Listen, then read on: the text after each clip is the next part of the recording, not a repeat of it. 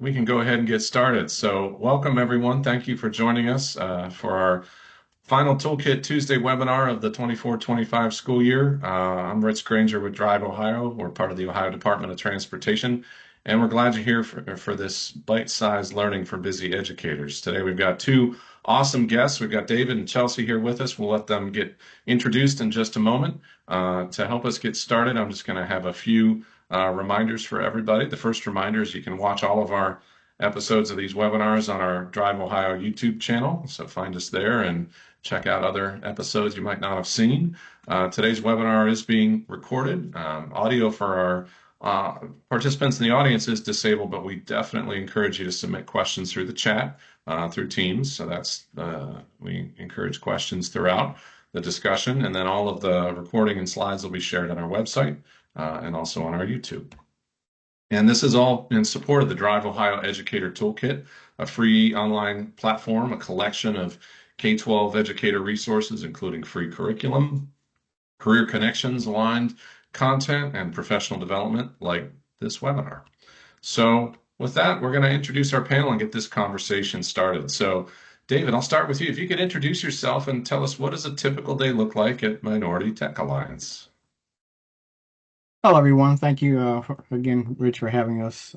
Really appreciate this opportunity. At Minority Tech Alliance, every day is centered around bridging opportunity gaps in technology. We spend time developing partnership with schools, tech companies, other nonprofits, and community leaders to develop a real-world experience in the fields of AI, virtual and extended realities, robotics, autonomous mobility, and green energy, just to name a few. We also try to bring together like-minded individuals and organizations to explore collaborations. A typical day usually involves meetings with industry partners to form and extend our partnerships, and attending schools, visiting schools, community centers, and organizations to provide one of our programs. We like to provide presentations also that bring awareness to the opportunities of our industry partners. So we're driven by a mission to work directly with industry partners to become a number one community outreach for them. This is very rewarding. You know, we can aid forming connections and collaborations with our partners and so help all of us to give back. For example, we're in the process of forming a collaboration with Cleveland Clinic, Zipline, DriveOhio, and a Junior Achievement, and an aviation organization called Argonaut. This collaboration will develop a workforce training pipeline for drone industry and particularly drone delivery services. And that pretty much sums up some of the things that we do in a day, but you know, each day is very different. So. Absolutely. Well, and I mean, these pictures that came right off your website were a few of my favorites. I mean, upper left, the mayor there. You want to tell us about your photo op there? That's quite a day, I'm sure, for you. Okay, so that was a visit with the mayor at we had an opportunity to participate in a Cleveland Cavaliers game, STEM Day. So the mayor was there. He was the major speaker, and he happened to drop by our booth, and we talked about the various industry partners and various industry opportunities that the city of Cleveland is involved in. It was a very rewarding day. So very good partnership with him. We converse on a regular basis now. Outstanding. Well, yeah, he's doing amazing work up there in Cleveland. Yes. So that's what a wonderful connection. And I got to ask about your what's your ride there and what is that two-wheel thing that you're on? What is that? Matter of fact, that's an electric vehicle, believe it or not. It's a Yeah, Segway. It's the newest Segway, which is, if you know what a Segway is, yeah. it's a vehicle that you can ride. It's like a hoverboard, but it's more sophisticated. It's run by AI, and it takes your picture, it follows you, um, it can carry things, it can pull things, and it's a very unique toy, I can say. It's called Lumo. That is super fun. I love it. And then that other picture in the lower left, is that one of your library partners? Am I getting that Yeah, right? that is Amy with Library of Hearts, and we're in collaboration with Case Western Reserve, developing a virtual reality program and training program that we're trying to roll out to the community and to pretty much to the country. Um, the organization is called Collaboration with Case Western Reserve, and it's Commons, uh, Case Western Reserve Commons. Okay, that's what it is. And what it is virtual reality program that they're developing that'll reduce the cost to produce virtual reality programs. So we're very excited about this, and we can't wait to really get this rolling. Outstanding. Well, yeah, it's always hard to recognize people's faces when they've got virtual reality glasses on. So Yeah. thought I'd double Sorry, the, check. the name was called Interactive Commons. Okay, we say Interactive. Awesome. Okay. Yeah, and I mean those partnerships you bring with folks like Cuyahoga County Public Library have been outstanding, and I think we'll touch on that a little later too with Yeah. some examples. So that's great. Well, thanks for all that. Obviously, you're very busy, you and your whole organization. So we'll keep digging into that. And I will also, for our audience, in case they're wondering why you can't see me, I had a untimely camera failure, so we're just pressing ahead. That's what happens when you do a live webinar, but it's all good. So, Chelsey, what does a typical day look like for you at Tech Talent Pipeline? And welcome to the webinar. Thank you. Happy Tuesday, everybody. Oh, interesting. This is news coverage. Um, so this is a great question. The naming Tech Talent Pipeline came from a $2 million NSF grant.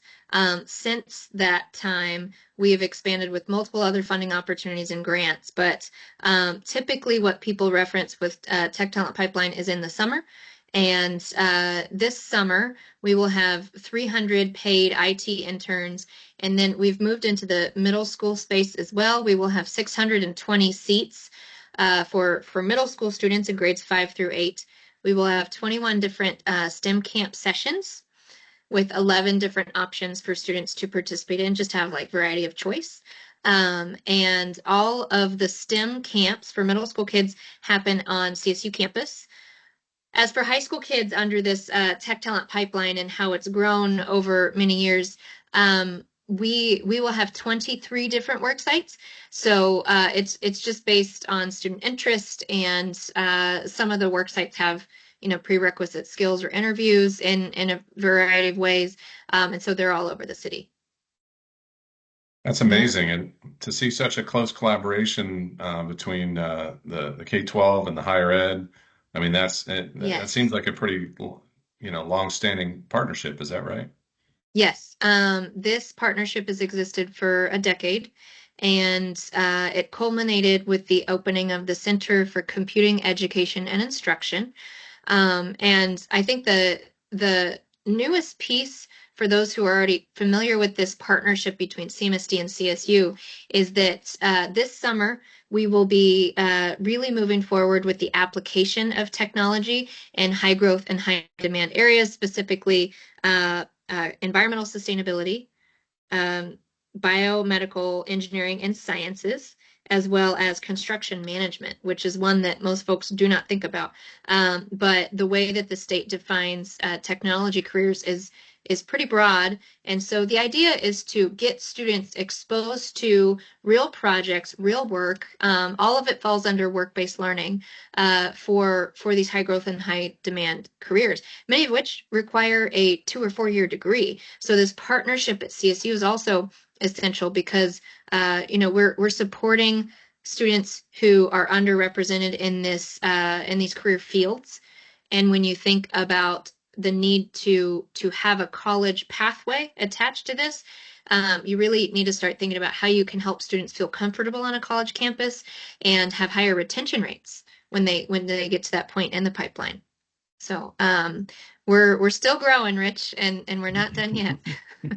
No, but so impressive the numbers that you're talking about. I mean, it sounds like over all, getting close to 1,000 students across middle school and high school this summer. And my gosh, to have that span from middle school all the way up to higher ed Yeah. is just all under one umbrella here is outstanding, and not as common as I think we would all like. So Yeah. kudos to you for leading the way on this. It's amazing. Thanks, Rich. And the picture you see here, I just want to celebrate real quick. This is the Cleveland Metropolitan School District with our middle school robotics team. So Jordan Siegler is really the most amazing person who helped lift this. But we started 15 First Tech Challenge middle school robotics teams. And that was a lot. If anyone is trying to start new robotics teams, I would be happy to be a thought partner. 15 was a lot to start in 1 year, but this is one of those events that they're actually prepping in the middle, where you see these three pink shirts. They're on a robotics field, and then you see the queuing stations with the boys right here at a queuing station. So yeah, I think that the most essential thing for us to all think about is how we connect students and keep them connected. So the robotics piece in this picture is one example of, what are they doing during the school day? What are they doing after school? And then what are they doing in the summer? And then when are you starting? For us now, we're starting at fifth grade and we're going through, seniors. But because of this partnership, we follow through with them when they're in these degrees, and the ultimate goal is job placement, obviously in Northeast Ohio, as much of this is funded by talent initiatives of some sort. Yeah. Oh, that's amazing. And yeah, 15 teams, impressive. And there's some great videos on that Channel 5 website that we pulled this from. So yeah, I encourage the audience to go check out and see some behind the scenes there. And yeah, that consistency that you're providing too, that those repeated connections, that's Yeah. just huge. So that's Yep. great. Amazing. Well, we'll keep digging into all these programs. In fact, with our next few questions, let's unpack this a little bit more. So, David, we'll switch back to you for a second. So, what are some examples of how Minority Tech Alliance has engaged with students really across Northeast Ohio over the past year or so? Great. Yeah. 22, 24, 25, we expanded our footprint by partnering with more schools, youth organizations, and industry partners across Northern Ohio. We expanded our tech awareness programs to introduce students to robotics, virtual reality, and drone technology. We also launched an immersive program called edX, which stands for Educational Experience. This is a workforce exploration program and a teaching tool that allows students to explore and learn various occupations through immersive experiences. We also attended many career exploration events, which allowed us to reach several thousand students over the course of the year.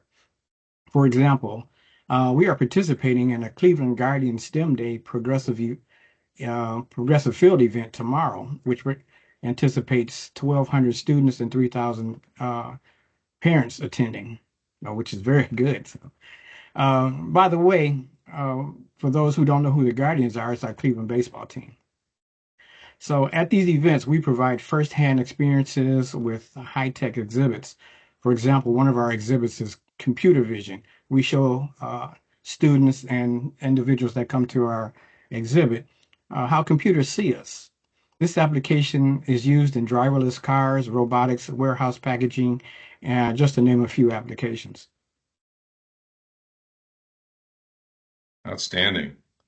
Yeah. Well, good luck with Guardians Day tomorrow. That's Yeah, I'm, I'm a lifelong fan. I grew up in Northeast Ohio, so I'm rooting them in every year. And great, great. glad to see NASA in there too. What's new with NASA? What have you all been doing with them lately? Well, NASA is on our virtual reality side. We're exploring virtual reality experiences and where we can take students to put them in outer space, put them in a spaceship, or to experience various types of aviation applications and career fields. Um, NASA is a very good partner, and they have a very good development uh, graphics department that we work with, and give a shout out to that department that we work very tightly with, and we have a lot of exciting things coming. So stay tuned, Rich.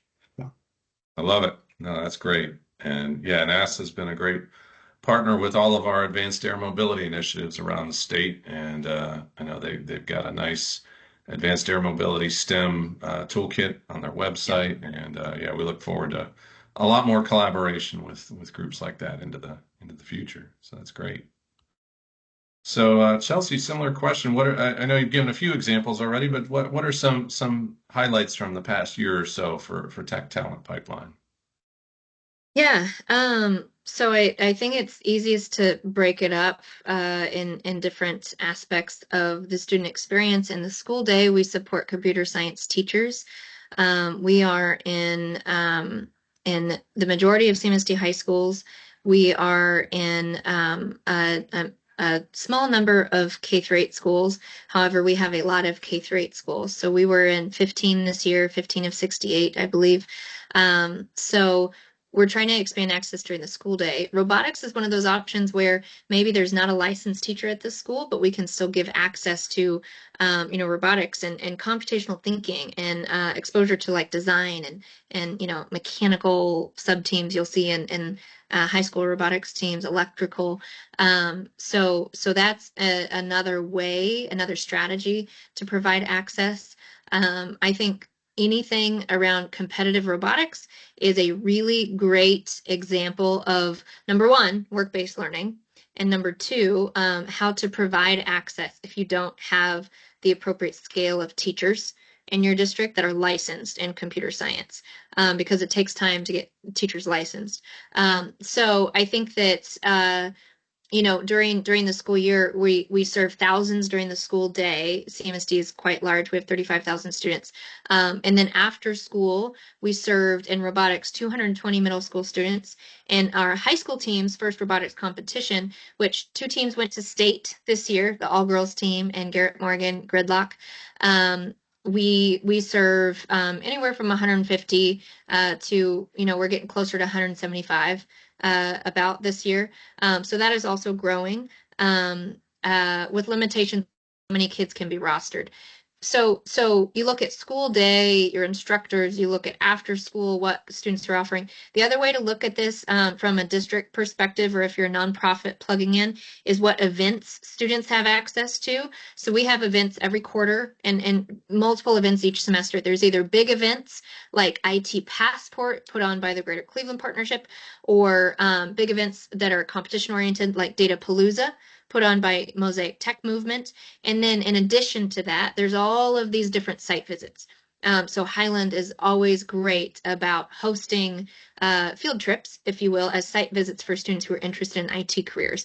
And so weaving those experiences in is also pretty crucial. But like I said, the summer programming is really very special. We see that in the research we've completed, in the pre and post surveys and student focus groups and the retention results, all of it. Last summer, we had 150 seats for STEM camp. This summer, as I mentioned, we have 620.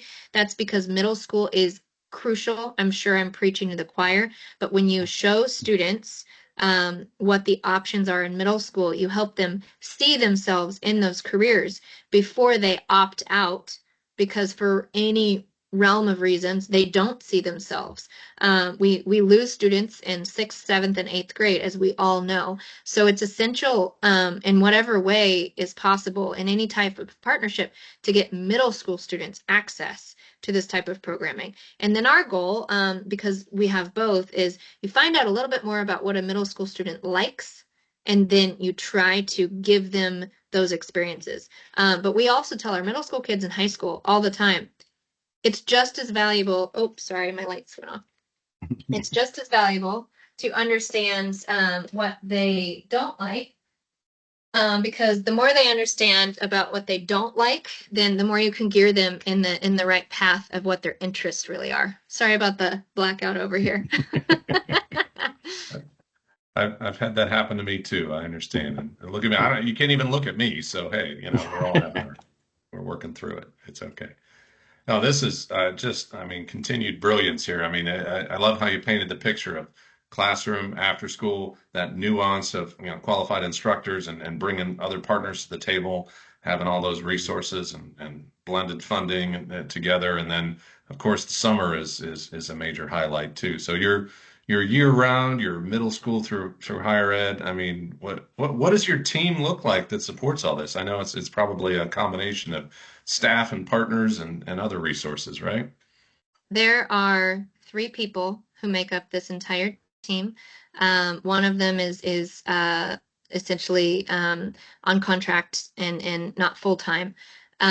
So for anyone listening, thinking like it might be a capacity issue, I would I would not recommend to do it exactly the way we've done it. We would love to have more team members, but it is possible. Districts are not staffed or funded to support a whole department of computer science or just drones or technology even in this type of way. But there are ways to do this, and I would say that the only way it happens is with a lot of communication with a very long list of partners who we are eternally grateful for. Every opportunity that we have for students.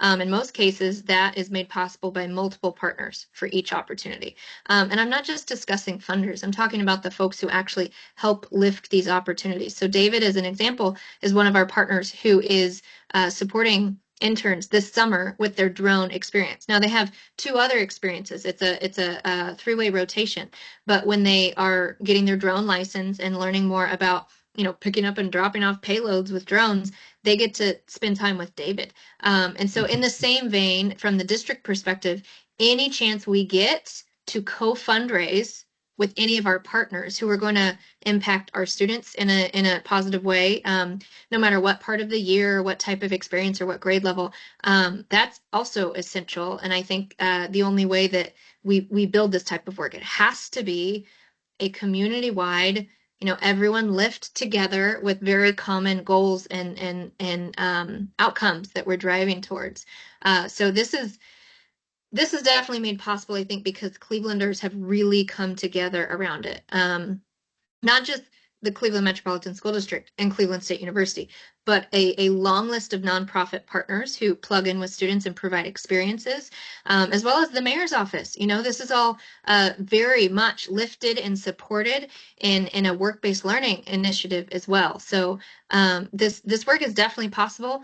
I think that there are different models based on your area of the state. Obviously, this won't look the same in a rural area. I've talked a lot to different collaborative partners in the Appalachia area, and I think that we have to be creative in a different way than our counterparts do in Appalachia. But at the end of the day, it is possible, and it's about organizing all of the partners and kind of pushing in that same direction. And again, this has been 10 years for us, so it didn't start this way. But I think that, perseverance to keep pushing and keep giving kids really quality experiences and then growing access is crucial.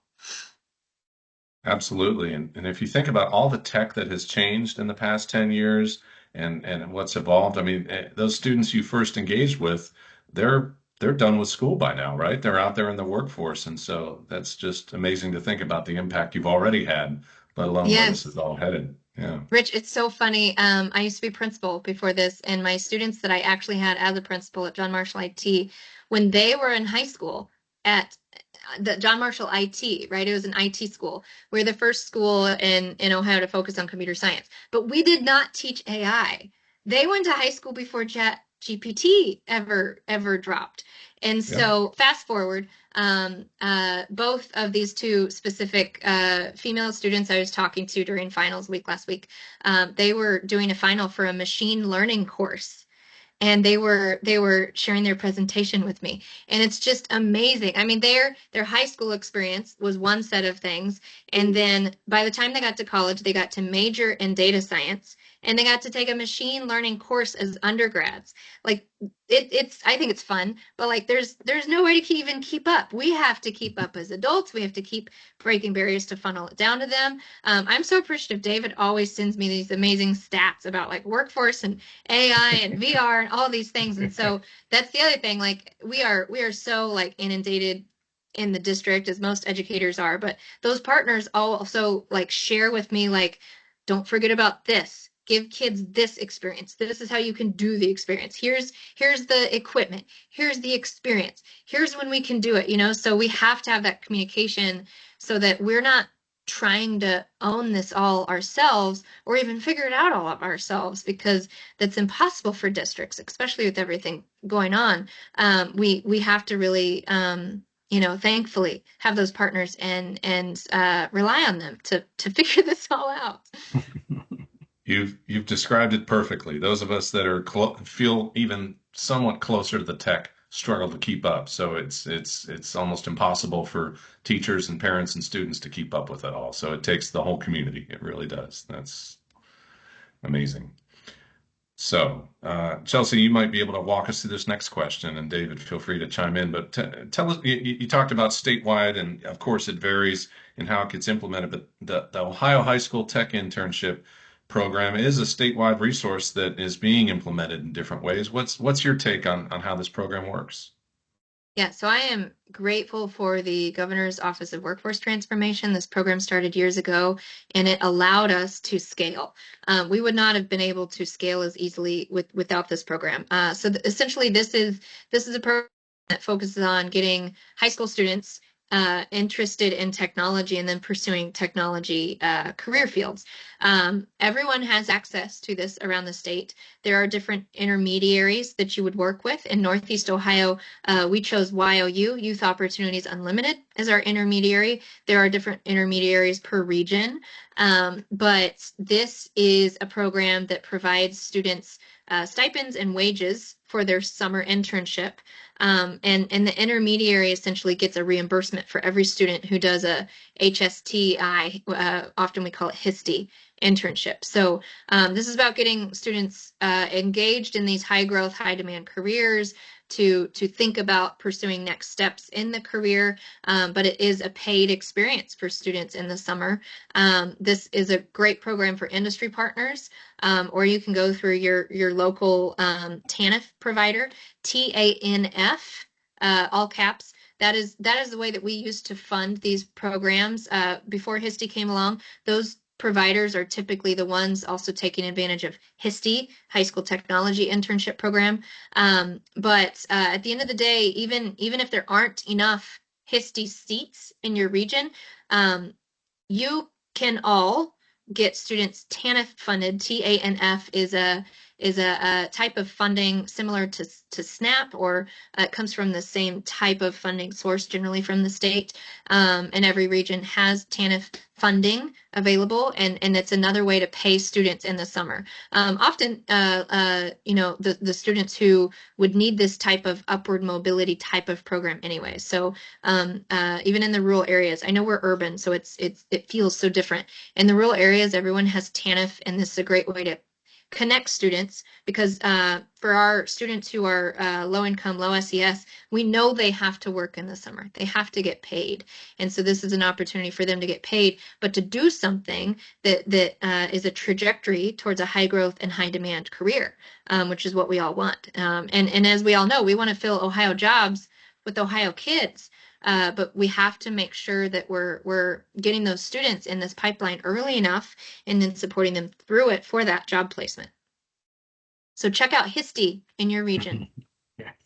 And TANF, I learned something new. I appreciate you sharing all those insights. That's super helpful. This is it's not the only piece of the puzzle, but boy, it's an important one for all the reasons you just said, to get that paid experience. And I would imagine at least some of these students stay on after high school with some of these employers. They at least have the opportunity to, if it all works out, and that's outstanding.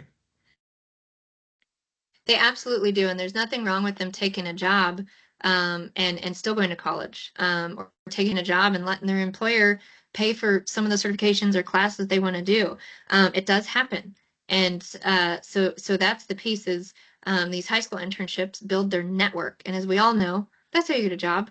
It's not just skills; it's your network, and you have to get out there and be able to meet people, but also have that real experience. Work-based learning should be a real experience with the real mentor. Usually our kids, not only do they call us, but they call one of their mentors whenever they're making those first career decisions, because that's their network. Absolutely. Yeah. I mean, you've said it multiple times. Work-based learning is such an important part of the puzzle, and you've also described what I think a lot of people are calling earn and learn these days. We're trying to share that about these manufacturing jobs too, is Yep. you can start those jobs either during or certainly right after high school, and then keep on, earning while you're learning your next set of skills, often paid for by that employer. So it's a great model.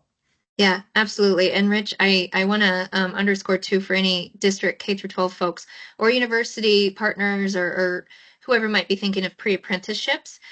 We got approved for all 300 summer IT interns to be pre-apprenticeship students. Now, granted, they have to be 16 before they start, but they will all be able to get their pre-apprenticeship completed through these, 120 to 150 hours that they're doing this internship for in the summer. And so that's another big, it's a mutually beneficial outcome for all of the partners included. And it's not to say that you can't overlap CCP on that or IRCs on that, but at the end of the day, pre-apprenticeships is another way to build that pipeline of learn and earn. And we say learn and earn all the time, but we all know that the way that universities and workforce will shift in the future will start with high school kids. And so keep that in mind too. All of this is worthy of pre-apprenticeships, and multiple districts like ours have had this approved already to make sure that that's another thing the kid is walking away with. It's outstanding. Yeah, there's so many different layers to all this, right? You mentioned college credit plus, you mentioned Yeah, industry recognized credentials, and there's no reason you can't combine these things within, like you've said, within the same program sometimes. So absolutely. yeah, Absolutely. So if anybody wants to like offline about that, please reach out. We're looking for collaborative partners. We haven't figured it out for every pathway, but it is possible. We know it's possible. I think that all of these different districts, universities, and nonprofits, we need to share examples when we find them and when we figure out what makes them work, because we're all kind of working on some similar fun problems. The more collaboration we have, the sooner we can all help more kids around the state. So reach out anytime. I love collaborating. Come and visit us if you're close to Cleveland. Would love to get your feedback on our summer programs and how we can make improvements, or share what we're doing to help others build similar programs. outstanding. I appreciate that. And we're certainly all about spreading the word here today. So you've kind of answered this next question a little bit already, but for the summer, what's cooking? I think you've got some drone related programs coming up this summer, at least as part of what you're doing. Is that right? Yeah, Yeah, we're absolutely. sending our kids to David. That's right. Yeah, so for 2025, we're working with Cuyahoga County Library on the Smart Cities Adventures program, collaboration with you, DriveOhio and Santos Ramos. By the way, it was a very successful program last year. Thanks for both of your help. We're also, like you said, working with Chelsey and the Cleveland Public Schools in the Drone Exploration and Aviation program. We're looking into fields which involve visiting. Well, we're looking into a field trip which is involved going to the Cleveland Police Air Division to view their helicopter operations. Um, so we're trying to expand, using, as I mentioned before, the collaborations with industry partners like Cleveland Clinic and Zipline. Zipline is one of the major organizations that has developed drone delivery services. So Cleveland Clinic, those who don't know, will be delivering medicine from the hospital to the home starting at the end of this year.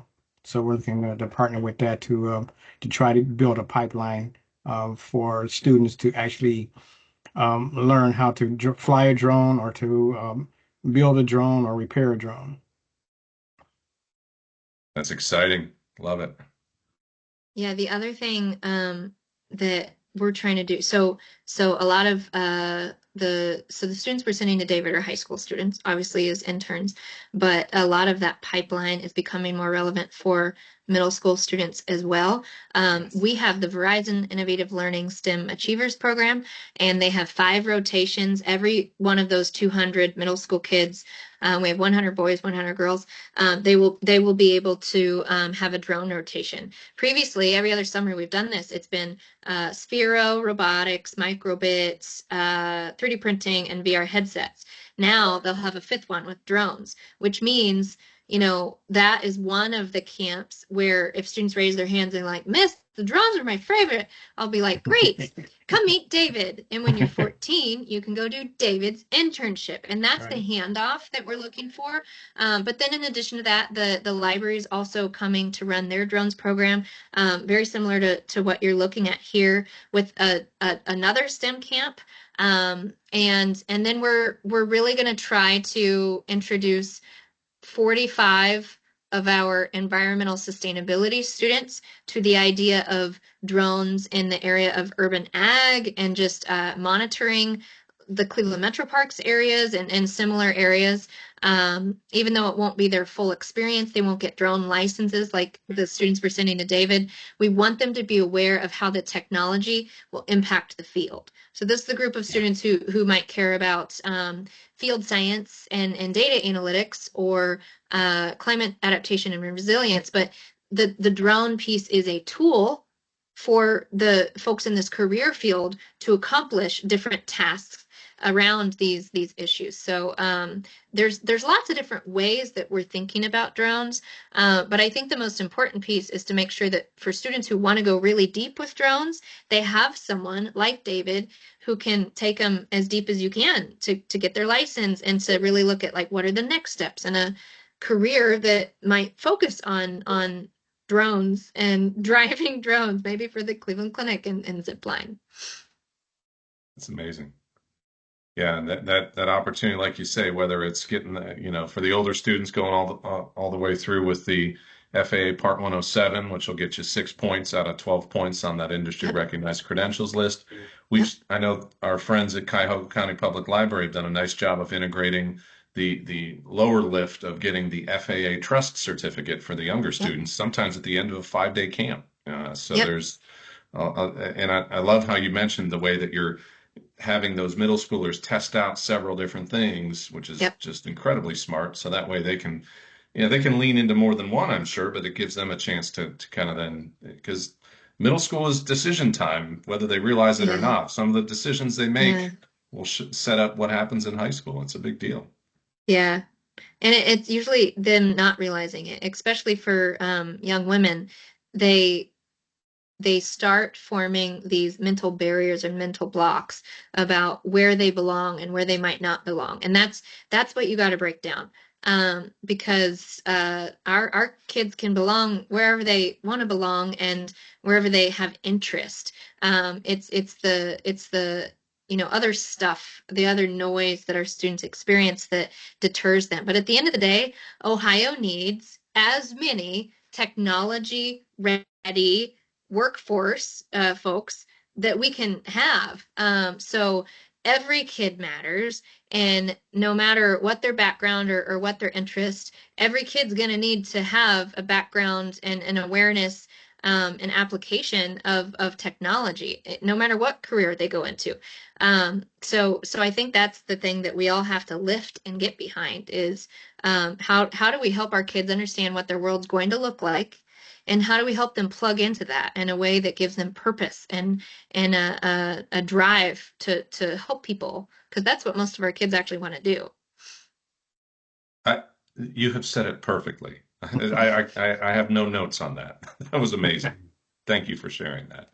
Which you've basically answered the next question, but what along the way, there's been so much advice that both of you have shared for our friends in K-12 education. But as we kind of start to wrap up this wonderful conversation here today, what other advice would you like to offer? Either of you can jump in on this open-ended question.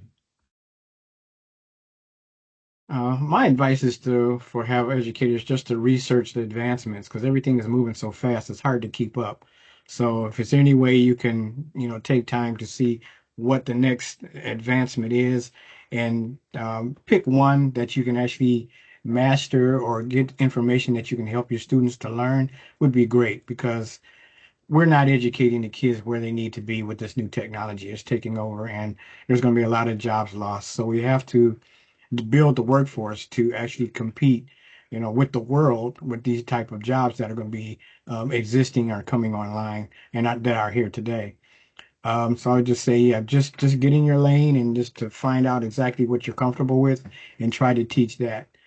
Because even coding is done by AI. So um, the advancements are going so fast, it's hard to keep up, and it's hard for me to keep up, and I have to learn every day of what the new advancements are for my for-profit business, because that's what we do. We actually consult on technology advancements for industry 4.0 and industry like manufacturing and just general businesses and um, in general, just to learn the different types of applications that AI and augmented and virtual reality and blockchain, cybersecurity are bringing us. So.